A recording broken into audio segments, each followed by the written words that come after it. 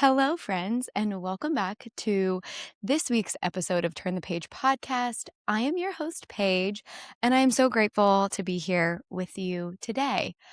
I unexpectedly took a 2 week sabbatical from recording podcast episodes, and honestly, I just couldn't find it in me to deliver a message. Like I would sit with it and I would be like, okay, this is the time that I'm going to record.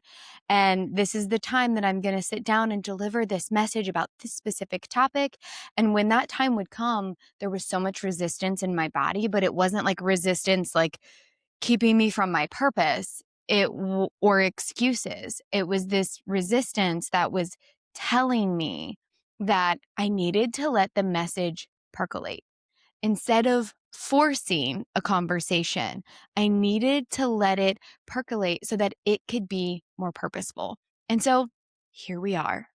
Here we are. I am back. I think what was happening was that things were building within me. I was kind of in this transitional space. My kids were getting out of school and we were integrating them into this new schedule for summer and figuring out what our day to day was going to look like. And we're just really trying to lean into what summer is going to mean for us this year.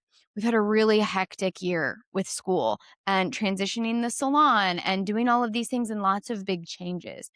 And so going into the summer season, we wanted to really just rein it all in. We wanted to rein it all in and take a step back and figure out okay, how is it that we want to spend our time? How is it we want to spend our energy? How is it we want to spend our money? And what are the things that we want to do that can make us feel like we are getting rest, but having fun and also being of service to our family, to our community, and to the things that really light us up. And so that's led us to a lot of conversations. That's led us to really just stepping back, slowing down, spending lots of days at the pool and lots of nights just having movies and being together and figuring out again, what it is that we value. Cutting out a lot of the noise of what everybody else is doing and how everybody else is spending their time and things like that. And what I've noticed in conversations is there's a lot of people who are very stressed. Their lives are very stressful and they're very busy and they're jam-packed. And we have been in a very different space the last few weeks. It's been a lot of time doing things that are simple, doing things that aren't required of us, but really are allowing us to find some joy. Not saying that the people that are busy and that they have overwhelming schedules are not finding joy in that, but it's just the difference and what I see us creating and curating for our summer in comparison to. And it's been really nice. It's been really different. And as all of this is happening, I just needed to take a step back from all the things. I've been reevaluating my relationship with the social norms of the world. And it's been fun. It's been interesting. I've been taking that inventory of my life. And I think that it's something that's really powerful for all of us to do at certain points. Change of seasons, or when we're feeling really stressed and overwhelmed, it's take an inventory of your life and figure out what is it that you're giving so much energy to that you don't actually have the capacity for? What are the things that are non-negotiables that you have to show up for? And what are the things that are negotiable that you can say no to if you need some time to rest, relax, and simplify? How is it that your anxieties or your fears are adding to your to-do list? And what are the ways in which that you can ground yourself enough so that you know what it is that's coming from your intuition and your truth, and what is coming from anxiety or a fearful place. And I think that that's just a good thing for all of us to do. We got to check in with ourselves. We've got to check in with ourselves, because if we just continue on the mindless loop, life will get carried away. Life will get carried away. We are the only ones who have the control to pause, even if it's just for a few hours, and tune in. Tune in to what it is that we need, because our bodies, our intuition, our spirit will tell us. We just have to be willing to listen. And one of the big ways in which I have had to take a step back, like, not only was it taking a little break, transitional break from recording the podcast, but it's also been with social media. And social media has felt really hard and really sticky for me, and creating content has just not been lighting me up. Now, as I've been reflecting on it the last few weeks, I'm not really sure it ever did. There was like this version of me, this part of me that was creating and doing so much and putting out these messages because I wanted to prove something, because I wanted something to go viral, because I wanted that validation from the likes or the comments or the followers. And that's such an easy trap for all of us to fall into. There's no reason to shame ourselves. There's no reason to guilt ourselves. Some people have this natural ability to be able to create content in a way that's so cool and so beautiful. And I've done that. Like, I've done that. I know that my creativity and my wisdom has come through in those ways. I'm not downplaying that. But I'm also willing to look at it and see, like, okay, what's my intention behind it? And what am I getting out of it in return? Is that something that feels really good to my truth? Is that something that feels really good to my purpose? Or is that something that has been playing into some of these wounds that I feel like I have something to prove? And so I have been taking a lot of time off social media. I've been deleting the apps off my phone Friday, Saturdays, and Sundays. And more so recently, I have found myself not excited to re-download them. So I haven't. Like, I've had TikTok off my phone for like a week, and I've just re-downloaded Instagram, but I haven't been creating content. I mean, I've posted a little bit of stuff for my hair business, but like the podcast content, I just haven't felt the need to share. And then I took a 2-week break from recording. So then it all kind of aligned. But I've realized that in doing that, in separating myself from social media, I have been able to take care of myself, take care of my kids, be present in my life so much more effortlessly than I have when social media has been an active thing, an active energy in my life. It's a distraction, and it can very easily start to take up a lot of space. I think that's common for all of us.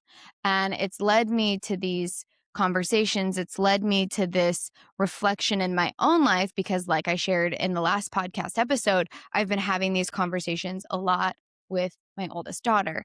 And so I realized, as I was spending a few minutes in the morning with my bare feet on the grass and the sun shining on my face, this voice whispered in, and it was like, you are currently practicing what you believe in instead of preaching it. And it was just like full body goosebumps, full body goosebumps. It's like you are in a season of life where you are practicing what you believe in rather than preaching it to the world. And I feel like that's a motto that's going to stick with me for a lot longer than just this little teeny tiny season, because creating content for social media has just never been an empowering thing for me. Now that I'm reflecting on it, now that I'm looking back, it has been a lot out of force. Moments of clarity and consciousness and like doing it because like this message drops in. But I feel the most powerful as a channel here with this microphone in my hand. in the salon with my clients or when I am writing the books that I am creating. And so recognizing that, realizing that it's okay, that like not everybody has to be a content creator was like a big sigh of relief. Because as an empath, as an energetic person, as someone who is like going through a lot of transformation continuously and figuring out what it is that I value, the intentions in which I want to move through the world, seeing the ways in which my community and like our youth is struggling has really shifted something in me. I want to be more purposeful with my time and my presence. And if I'm constantly being pulled away and distracted by social media and what people all over the world are doing, what they're creating, it constantly dims my light. It constantly dims my light. So then it's like, why am I doing it? Well, that's where everybody's at. That's how everybody, markets and goes through the motions of trying to attract people's attention. I'm not downplaying it. For some people, it works. I'm talking about me and my experience and my perspective. And for me, I've just recognized and I realized that, like, hey, like my actual presence and my energy in person, my presence on this podcast, like that's potent. That's potent. And I don't have to dilute that by creating content because I feel like I have to. It also doesn't mean that I have to deny myself if I feel like something is powerful and needs to be said in that moment. But I get to create that. I don't have to create just because it gets me likes, followers, and validation that my subconscious truly enjoys. And I don't know, it's been interesting. It's been liberating. It's been very exciting, but it's also felt really good because, like I said, as I have been actively practicing my beliefs, practicing the things that I believe in, I've been going outside in the mornings and putting my bare feet on the grass and facing the sun and being like, thank you, Earth. Good morning, birds. Good morning, God. Like, hey, thank you for this life. I'm so grateful. I've been doing that with my youngest daughter. I've been spending more time on self care and curating rituals that like actually are making me feel so good and vibrant and alive. I've been finding ways to be able to utilize the energy within me. I've been writing so much. And when I tell you that this book, this book that I am writing, I feel like is so good. I know it's good. And rather than consuming so much from other people and the work and their creations, being able to put that belief and that trust and that passion into this project has felt so good, rather than being like consuming on social media and then continually telling myself like, why are you even trying? It's never going to be what these people have done. Like that noise has gotten quieter. That noise has gotten quieter because I've allowed myself to take a step back. And so if you find yourself in this space and you constantly feel like, oh gosh, I'm reaching and I'm never quite getting there, or like my energy is drained, or I don't know what to do with my life. If you're feeling lost or drained or exhausted, like give yourself the permission to practice what it is that you believe in instead of preaching it online or consuming what it is that other people are doing to make themselves feel better. They are not you. Your answers are within. Your answers are within. But you have to get quiet. You have to get content in the present moment to be able to hear it. And I don't know, it can help you find and radiate some joy in the simplest of moments. And that's what I'm leaning into is like, this life doesn't have to be grand. I don't need brand deals and I don't need thousands of followers and I don't need to be put up on this pedestal because I've done the work that I've done. But I do want to be a safe space for people. I do want to magnetize and attract these messages to the people that need them so that they can be of service to them in the ways that I feel as though they've been of service to me in my life. I've been able to start to feel more grounded and in alignment Now, that doesn't mean that it's going to stay that way forever and it's going to be perfect just because I've distanced myself from social media. I'm not stupid. Like, I know that the work and the seasons that I'm in are going to continue to evolve. But right now, it just feels so impactful to get out of this online space and get into our actual lives. We're craving that authentic connection. We're craving it. And so it's time that we begin to feed it.